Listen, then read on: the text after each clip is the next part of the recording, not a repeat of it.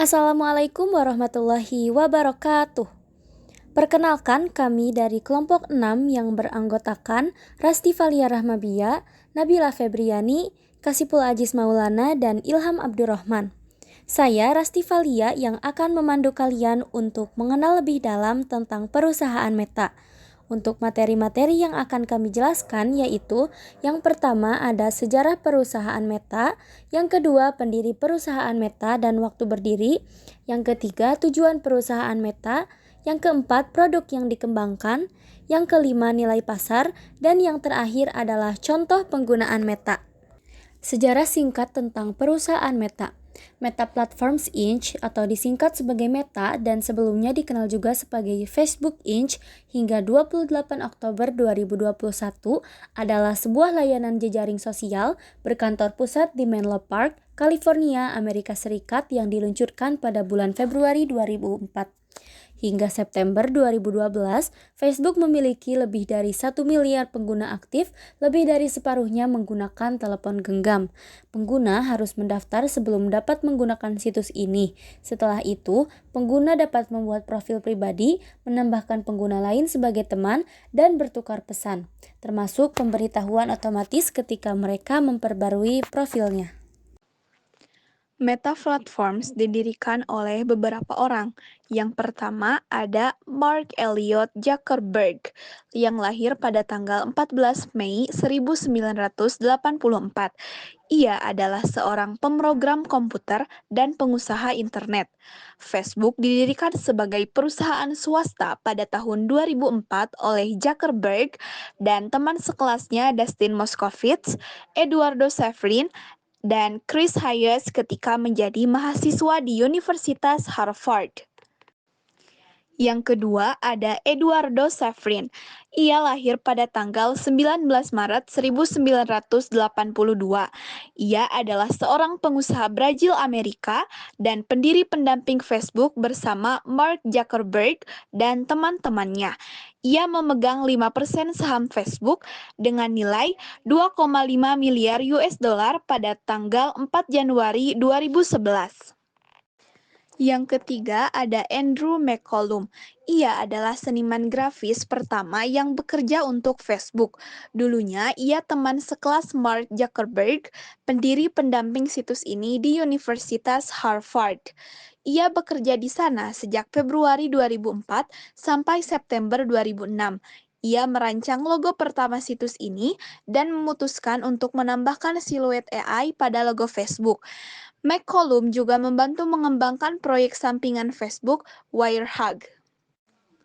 Yang keempat ada Dustin Moskovitz. Ia lahir pada tanggal 22 Mei 1984 di Washington.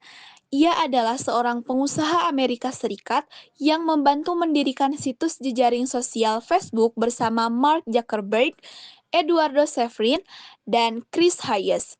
Moskovitz memegang 6% saham Facebook dengan nilai 3 miliar US dollar. Pada 2010, Forbes 400 menempatkan Dustin Moskovitz sebagai miliuner termuda di dunia. Dan yang terakhir ada Chris R. Hayes. Ia lahir pada tanggal 26 November 1983. Ia adalah seorang pengusaha Amerika Serikat yang membantu mendirikan Facebook bersama teman sekamarnya di Harvard, Mark Zuckerberg, Dustin Moskovitz, dan Eduardo Saverin. Ia juga menjabat sebagai juru bicara pada situs jejaring dan direktori sosial tersebut. Lalu, kapan Meta Platforms didirikan? Meta Platforms didirikan pada tanggal 4 Januari 2004, sekitar 21 tahun yang lalu di Cambridge, Massachusetts. Tujuan perusahaan Meta. Tujuan utama Meta adalah menciptakan teknologi yang menghubungkan orang, membangun komunitas, dan mendukung bisnis. Meta juga berupaya melampaui layar dua dimensi dengan menghadirkan pengalaman baru seperti argumen atau virtual reality. Meta ingin menciptakan dunia maya yang lebih dari sekedar layar dua dimensi dengan fokus pada pengalaman augmented atau virtual reality. Selain itu, Meta juga bertujuan untuk memperkuat dan mengembangkan platform media sosial yang sudah ada seperti Facebook, Instagram, dan WhatsApp. Kami mengambil 8 contoh dari produk-produk yang telah dikembangkan Meta. Yang pertama yaitu WhatsApp. WhatsApp adalah aplikasi perpesanan instan dan VoIP gratis milik Meta Platforms. Aplikasi ini memungkinkan pengguna mengirim pesan teks, suara, video, melakukan panggilan suara dan video, serta berbagi file dan lokasi. WhatsApp tersedia di perangkat seluler dan komputer dan memerlukan nomor telepon untuk mendaftar. Pada tahun 2018, dirilis versi bisnis bernama WhatsApp Business. Yang kedua yaitu Messenger. Messenger adalah aplikasi pesan instan dari Meta awalnya bernama Facebook Chat. Dirilis sebagai aplikasi terpisah pada 2011 dan mendukung perangkat Facebook Portal sejak 2018. Yang ketiga yaitu Instagram. Instagram adalah platform media sosial milik Meta untuk berbagi foto dan video pendek. Pengguna bisa mengunggah media dengan filter, tagar, dan lokasi serta membagikannya secara publik atau ke pengikut saja. Mereka juga dapat menyukai, menelusuri, dan mengikuti akun lain. Yang keempat adalah Facebook. Facebook adalah media sosial milik Meta yang memungkinkan pengguna membuat profil, berbagi konten, dan berkomunikasi dengan teman. Fitur lainnya termasuk grup, halaman, notifikasi, dan pesan melalui Messenger. Yang kelima yaitu Mapillary.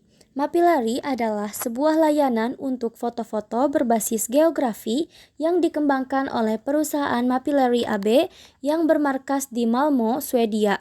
Mapillary diluncurkan pada tahun 2013 dan diakuisisi oleh Facebook pada tahun 2020. Yang keenam ada Workplace. Workplace yaitu fitur komunikasi bisnis yang membantu organisasi agar tetap terhubung. Obrolan Workplace menawarkan pesan instan ke satu orang atau grup.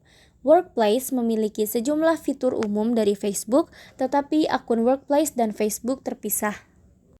Yang ketujuh ada Threads. Threads adalah media sosial milik Meta yang terhubung dengan Instagram. Pengguna bisa membagikan teks, gambar, dan video serta berinteraksi lewat balasan, repost, dan suka.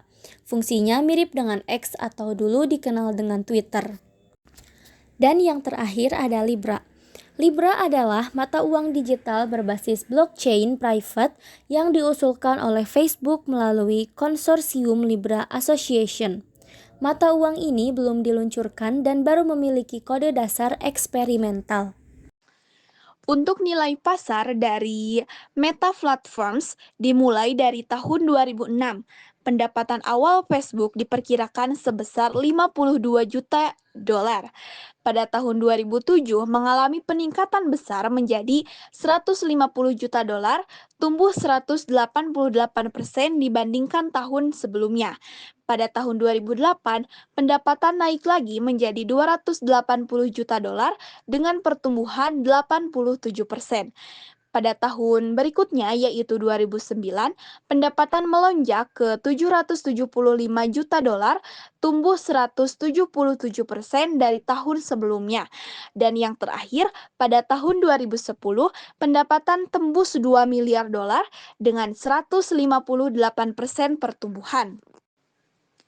Pendapatan Facebook meningkat sangat pesat setiap tahunnya selama periode 2006 sampai 2010. Lonjakan terbesar terjadi antara 2006 ke 2007 dan 2008 ke 2009.